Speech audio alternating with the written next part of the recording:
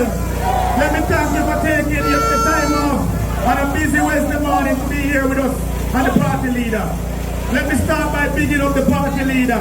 This is a man who has lived his life in an exemplary way over 50 odd years in this country, up to the point where they can't say nothing bad about him.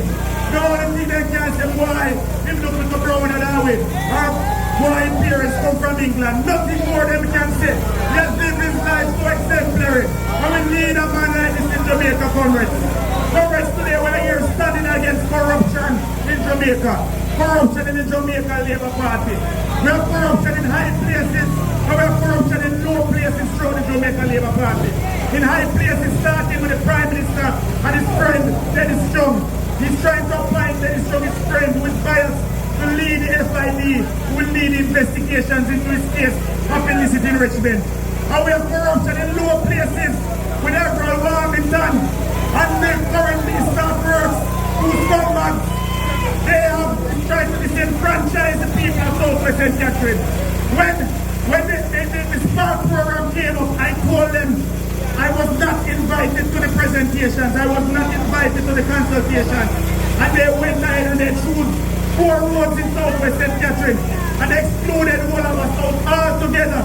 I called them, I visited them, I went to the Minister of Works, I spoke to him and he said that he couldn't do anything.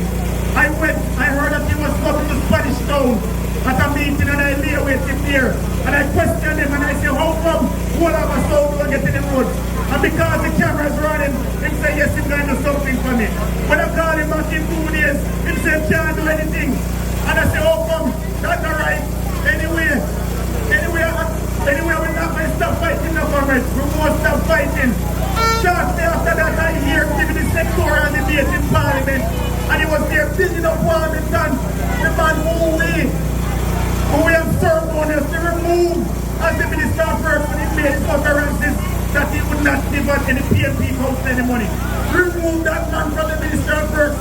Only to hear the current Minister of Works talking about this man is his friend and his advisor. Comrades, we can't sit down and let this thing happen. We have to stand up and fight for our rights.